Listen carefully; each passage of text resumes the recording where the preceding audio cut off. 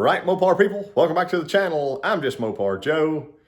We got to finish up Dave's 500 stroker here today. John Cope's back there watching us. Anyway, I'll show you where I last left off at. A couple things wrong with this picture. I still don't have a woodruff key in the crank yet, but I got it from the parts store, and there it is.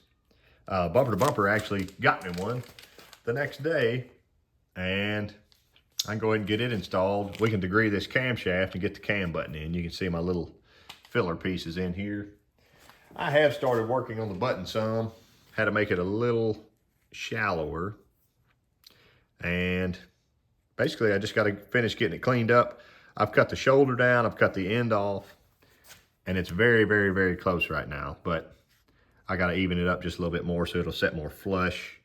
Then I can get my 3 bolts in. But I was doing that while I waited on my paint to dry on my front cover and on my oil pan.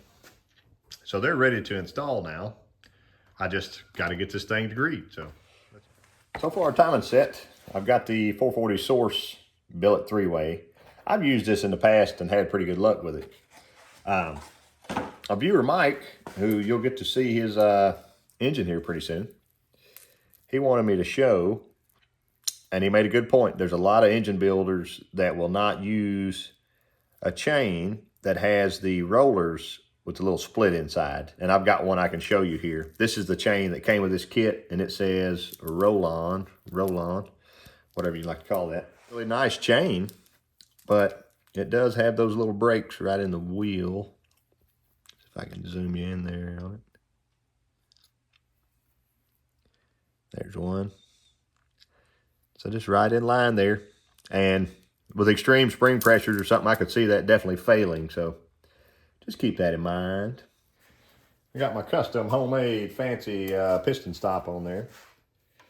So now I've got it on 18. As I roll it all the way around, it goes back to 18. I can show you that real quick if you would like to see it. Opposite direction. I do not like how this engine stand rocks every time I do that, but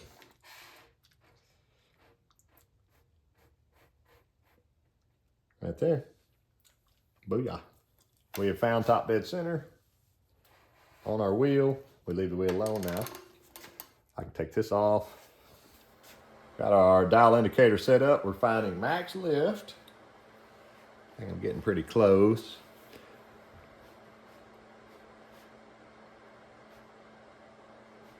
Need to move my indicator just barely.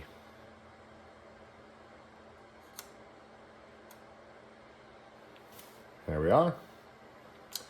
Now we're going to go 50 on both sides and see what our degree wheel says. It's always fun to try to sneak up on that. Booyah.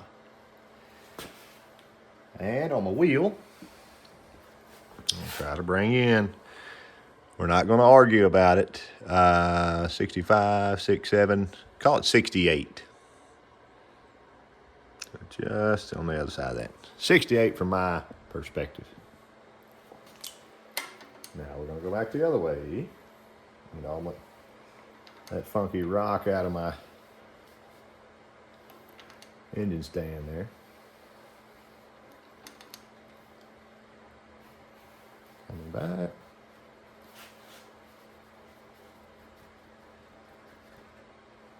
Right there. 68, and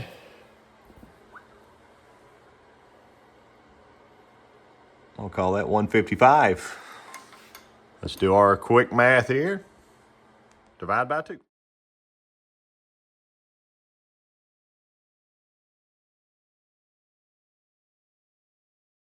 So as you can see from our fancy calculator, we got 111.5, and our intake center line is supposed to be 107. So we're going to advance this dude 4 degrees and try to get there. And I can show y'all exactly how I'll try to do that. There we go. Back around to 0, because the wheel has to come off. But I'm going to take my entire socket off, so I may be able to just roll with it. Perfecto. And the idea is to not mess with the wheel's orientation. There we go. Pulls it straight off. Now I pull my cam bolts, pull her out, go to A4. Now, I did not move the crank. I left the cam alone as well. We're on A4 on our crank gear, and the A4 here, if I can get you in line, is just barely off from that dot. It is not a full tooth. I can stick my socket back on if we'd like to. Not that way. The little one.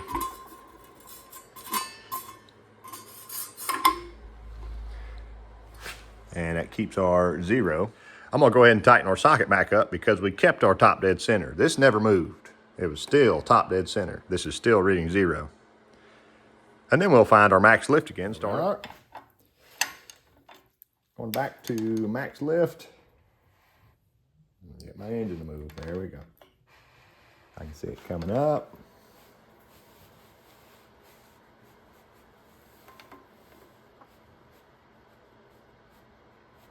I didn't touch my indicator, and it's looking pretty good still. So that's nice. Now we can go to 50.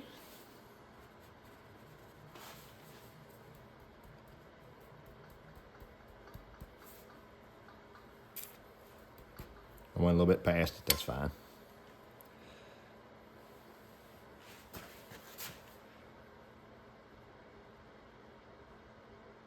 $50 on the money.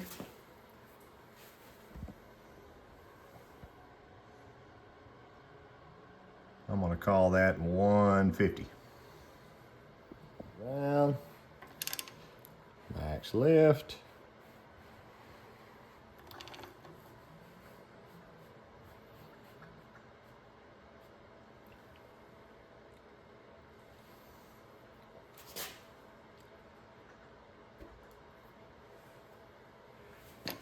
Just barely past it. Come on. There we go. Right on the money. We had 150 and 64.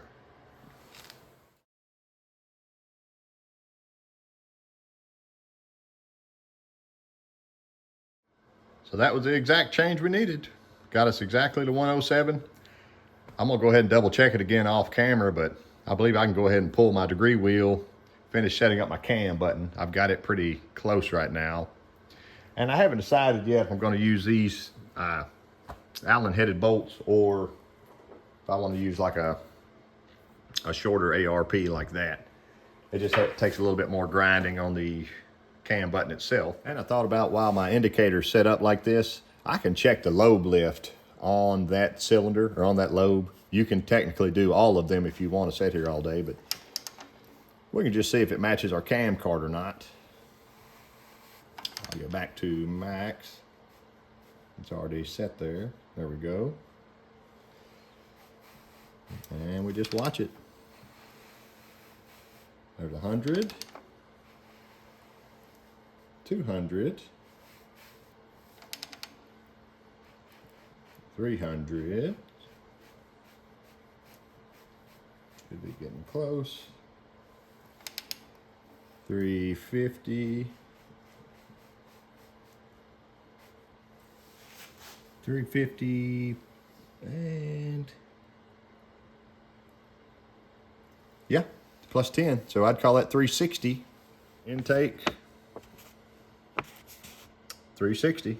So we're right on the money with it. That all looks good. So here is my cam button all nicely into place. And I've got it clearance for those bolt heads. I can pop her back out of there. Just like that. I feel really good about that, dude. And it looks nice. And I'm gonna go with the smaller bolts.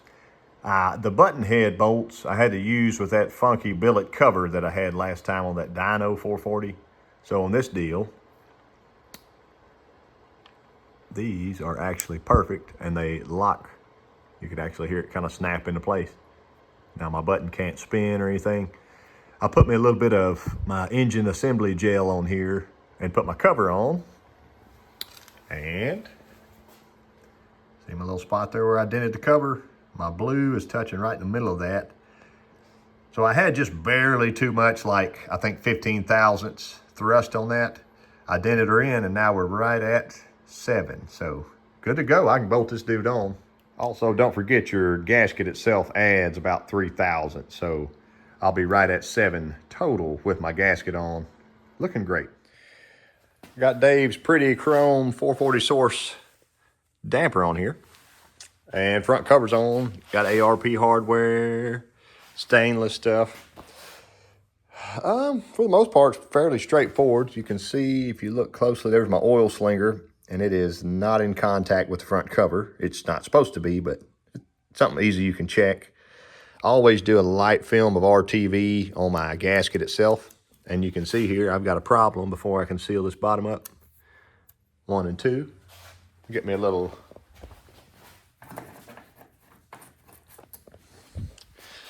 take my little razor blade and just trim those off. It's not a big deal, but it would be if you didn't, I assume. There we go. And there we are. Here's our 440 source pan. And Dave's running the QA1 stuff and everything that he owns, so I know this will clear just fine. I did have to bend this a little bit. When I first put it on here, it had a kind of a good rock to it, so I went ahead and checked it to the block itself. And right now we're actually pretty tight. Ignore that oil running down. I'm going to wipe it off in just a second, but overall it painted up nice. I scuffed it good, shot it. I got all the, got a nice shine to us there. Got all the Cosmoline stuff off, so it's ready to be put on. I've got a 440 source stroker windage tray. And I've got a factory windage tray. I want to see how close it is to the crank, if it'll even clear. Because I'll, in a perfect world, I'd want one that's pretty, as close as it could get without hitting. And it would scrape more oil, but I know that the stroker ones they sell are probably for a big 4.5 inch stroke sometimes, and it could be, you know, an inch away. So I want to check that out. I got good old cork gaskets for this. On my race car right now, I've got the windage tray made into the gaskets made on the windage tray, and it's always seeped oil. I don't know why. So I'm going back to old trusty cork on this thing and sealing it up nice with a little RTV. And it won't have an issue, I promise you. So here is the 440 source pan. I'm going to attempt to turn this over without knocking the camera over. There goes my stand. She's pretty far away, you know, and I get it. It would still sling as it spins and come out the louvers and all that. Let me try a stock pan, just see what it looks like here. So here's a Mylodon pan. Stock, part number 32,000.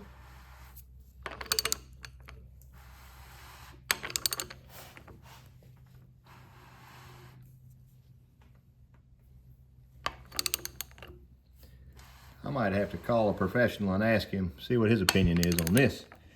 Looks like at least 3/16 of an inch everywhere on those rod bolts.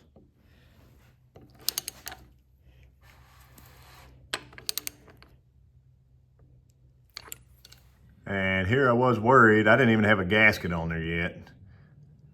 Gasket's on. There's plenty of room. I don't know why in the world they would sell a... this has got to be for a mega stroke. I have no idea, but we're going with a stock Mylodon on this dude, and it'll actually gain him 10 horsepower maybe. So that's exciting. I think she looks pretty nice all buttoned up. The ARP fasteners look good. I left the little washers off, and some people may be concerned about that. They were a little short on length because of my double stack gaskets and my windage tray, but check this out right there. You can see it protruding through that little section.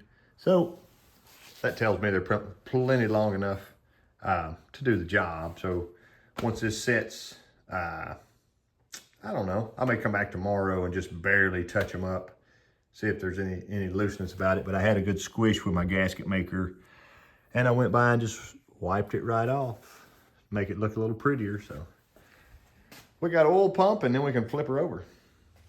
Well, our little short block is finally done. This is what I would call an assembled short block. But it's time to go with some heads. I got her rolled over, oil pumps on. I shot a little paint around the gasket area there. Kind of blend her in nice. Painted those bolt heads. Big block Mopars have kind of that one funny sized bolt. It's just a kind of a special length. And the ARP kit doesn't come with those bolts, so I usually try to find some factory ones. Or something similar to it. So I'm ready to put some heads on, but I'm debating on making that next video's problem. So anyway, I appreciate y'all watching. Dave is supposed to be here next Friday to pick this thing up. So if I don't have it done, he's just here to hang out with me, I guess. I don't know. Anyway, we'll do our best. Catch y'all next time.